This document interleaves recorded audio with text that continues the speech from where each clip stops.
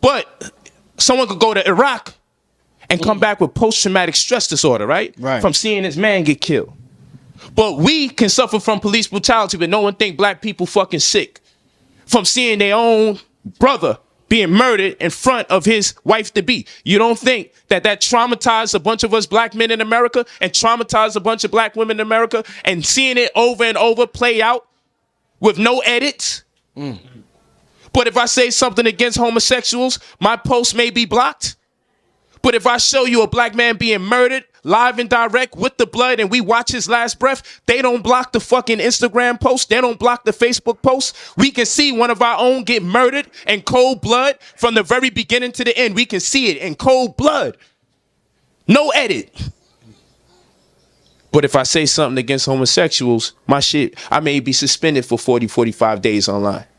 But if a black man is seen being murdered in cold blood in front of his baby, oh, we're going to leave that up there. But you see, the legal aid is going to get paid an extra $500 plus $500 plus dollars if you say that you're guilty.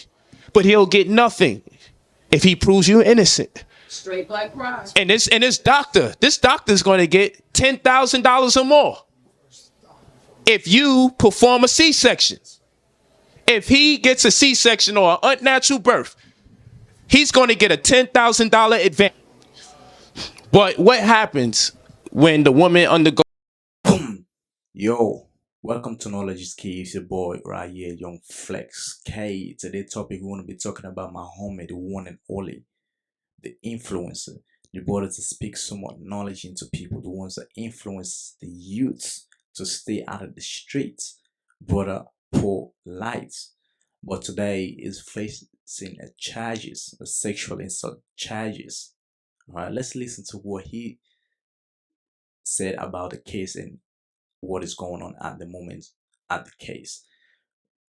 Listen to him. Blessings in abundance.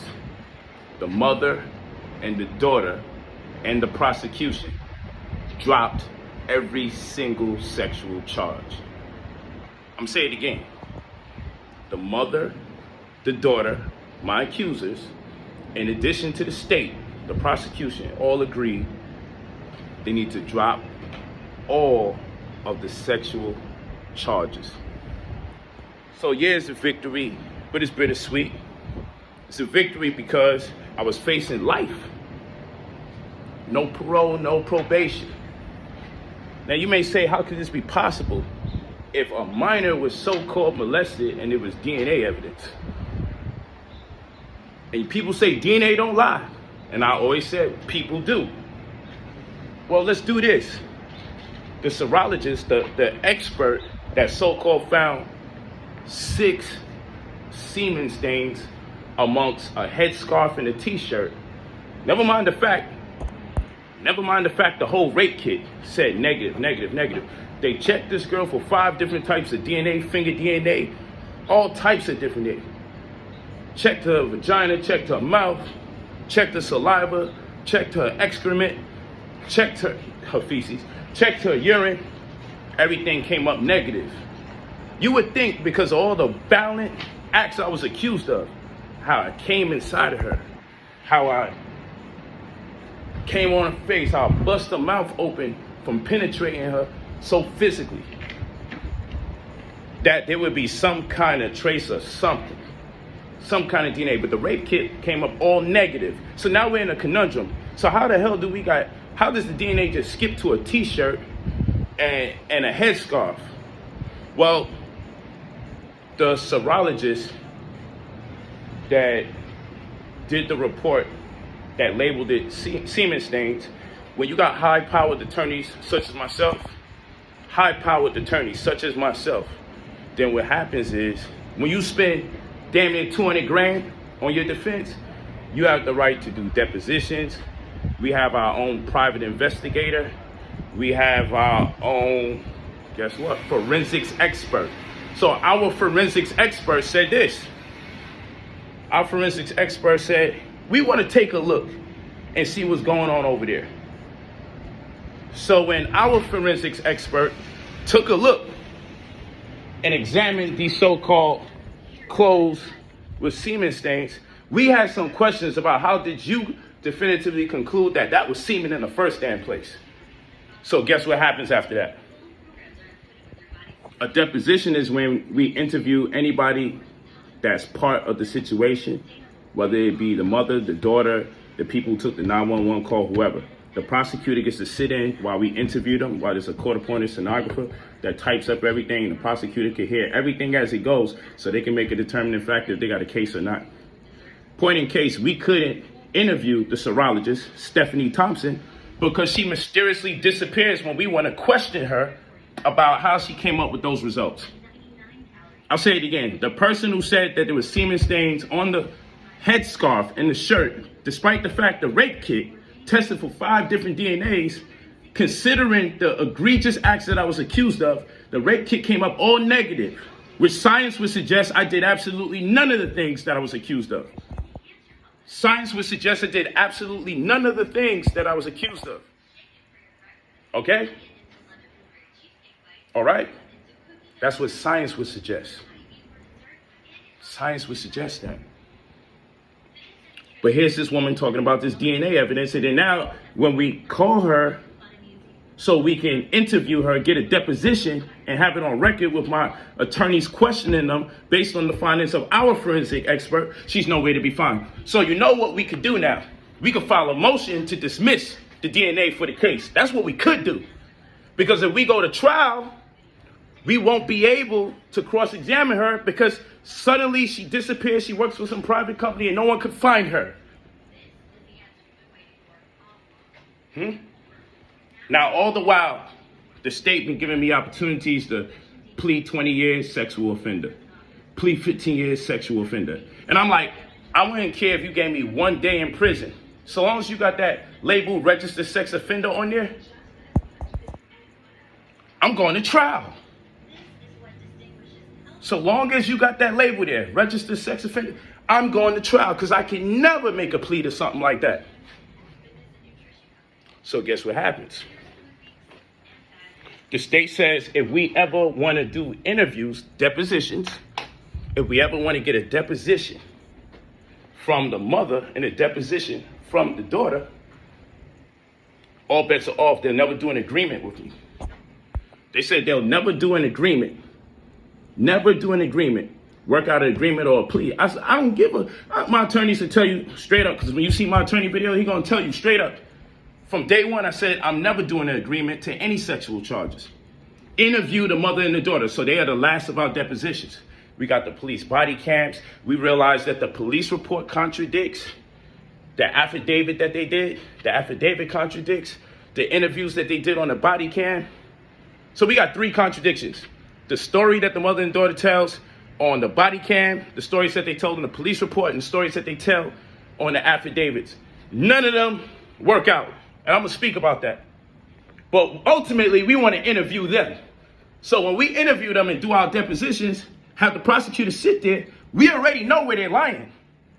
We already know their lies. We looked at each of the 3 different types of lies they said for that night. So guess what's going to happen when we get to interview them? We're just going to ask them questions so they can contradict themselves. So when we go to court, we can ask them which story is true and why did you lie? So the prosecutor hits us again. Well, you know he's going to be facing life. We're in the week now where we got to interview the mother and daughter to get the deposition. So guess what happens 2 days before the mother and daughter are supposed to fly into town for us to get the depositions? They call. After a week ago threatening me, 2 days before the mother and daughter are supposed to fly out, they say, hey, we drop all the sexual charges. Huh? They say we're dropping all the sexual charges. And let me add something to this. Y'all heard this crazy story that I called a grown woman and asked if I could take her 14-year-old girl to a party. And y'all believe that bullshit. But guess what my text messages say? My text messages say, she asked me. Oh, hold on, let's reverse. Do you know that we broke up that same day? And later that, within a day, within 24 hours, she filed a criminal complaint? Let's add some more color to it. Do you know that the same day that I broke up with her, in my text messages, it's proven, she said she was going to destroy my life. She was going to fuck my whole shit up. So we have motive. Do you know that I wasn't the one that asked to take her daughter to a party after 2 a.m. in the morning? Do you know my text messages say?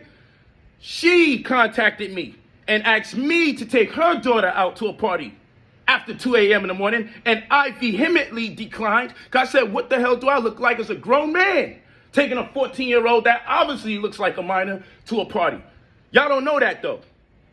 All of this is in my text messages. Y'all don't know that, though. So you say, well, then, Polight, then you should be clean. I should be, but unfortunately, the mother turned her daughter in. The daughter got high and intoxicated, and because I'm not the one that turned them in, now we dealing with child abuse and delinquency of a minor. If they could, so I'm like, let's fight it, let's fight it. So my attorney's like, I just want you to understand that this child abuse in Florida, aggravated child abuse, from the child being intoxicated, they can give you 30 years in prison. I'm like, man, take the goddamn agreement. If, under what circumstances, if they could convince a jury that whether you gave her alcohol or you was aware that she was high at any point in time and you didn't turn her in, but since the mother did, you could be subject to 30 years. So I said, let's make a goddamn agreement, man, and let's work this thing out. So still got to sit down somehow, some way, but it is what it is. This video was 2 weeks earlier, but the case has finally finished now. He was sentenced for 7 years in prison. He was guilty to the case and the charges that was brought against him. But the fact is he really guilty though? Because think about it. He was married to this woman for 7 years. His stepdaughter, why he didn't do it when he was married? Why does he choose to do it now when they divorce? Think about it. Why he choose to do what he did now when they divorce? After she threatened him that she gonna ruin his reputation, she gonna ruin his life. I told you, my brother, fear women. Women is the most powerful thing on earth. If they can drop down something, you are nothing. Fear women, bro. In my own conclusion and perspective, I really think he didn't do it. I mean, we're bashing the border right now. I've seen a lot of people bashing the border right now, talking bad about him. All of that. This is the homies that said we should pray to women. It said women are his God. Not the sense of she created all of this. It's the sense because we all came from women. So it shows women so much respect and put them so higher, kind of in a pedestal, you might call it. You know? In my own perspective, I don't really think he did it. But maybe it was, it's kind of fishy. Sticky situation. I'm smelling something very fishy. Due to what my homie talks about, the subject that he talks about, I don't think the government with it. Instead of we bash our border, is this case is very fishy though, But I hope my homie do the time and come out, and his reputation is ruined. It's already ruined. I will see you in another video. I'm out.